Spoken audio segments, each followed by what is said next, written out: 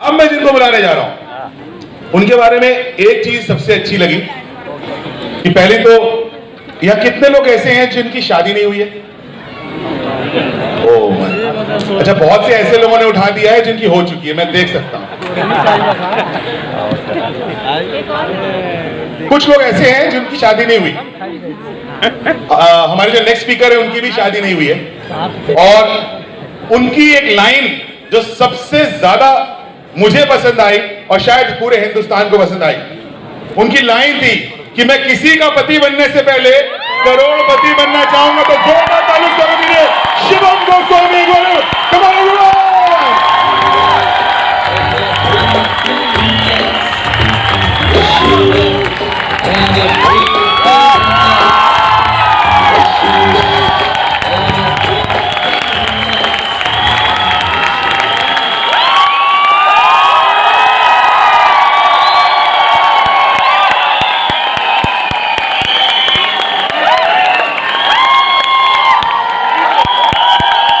Thank you so much. Thank you so much.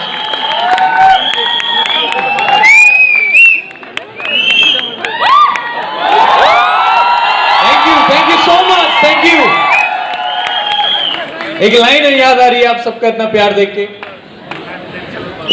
कि पहुंचे हैं इस मुकाम पर उस्तादों के पांव दबाकर, पहुंचे हैं इस मुकाम पर उस्तादों के पांव दबाकर, ये हुनर तो हमने सीखा है लोहे के चने चबाकर।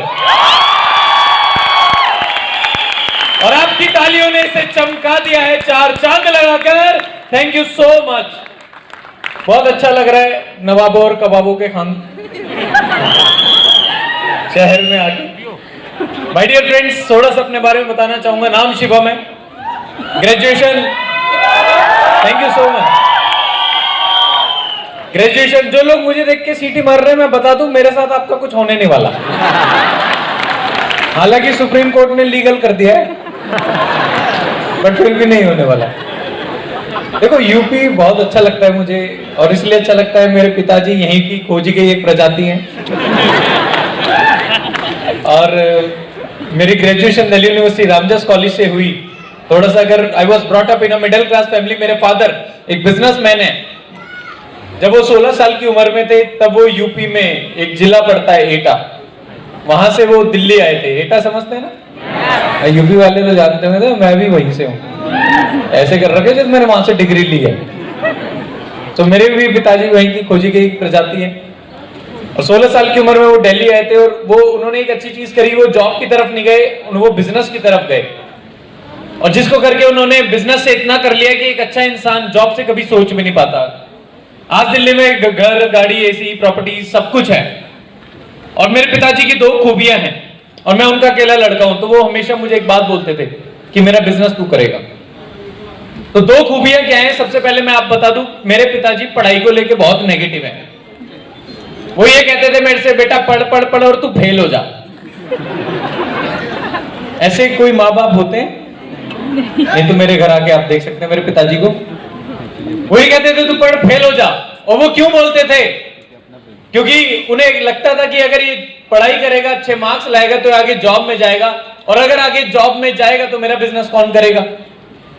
एक बार मेरे 100 में से 95 नंबर मैथ्स में आए और मैंने घर आके बोला पापा 5 नंबर कट गए। कहते कोई बात नहीं बेटा, तेरे बाप के आते ही 5 थे, तू टेंशन ले रहा है। तो कभी खुश नहीं होते थे। और दूसरी उनकी सबसे बड़ी खूबी है, वो सबसे बड़े कंजूस आदमी है।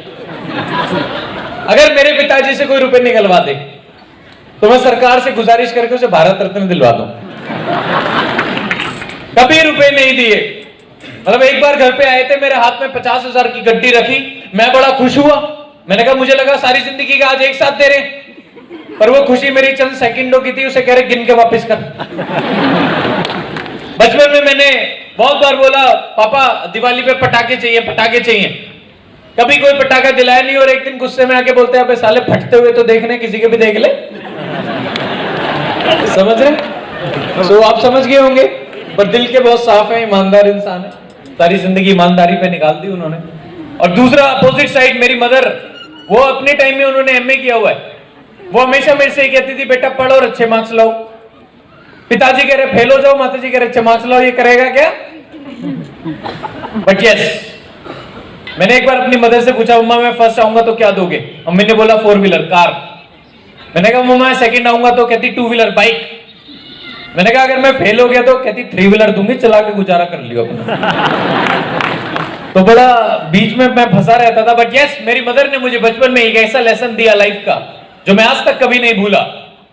और उन्होंने मेरे से एक बात बोली, बेटा फ्यूचर में चाहे जॉब करना है, चाहे बिजनेस करना है या कुछ भी करना, बट प्रेजेंट में आप जो करते हो, जो कर रहे हो, उसमें हमेशा अपना बेस्ट दो।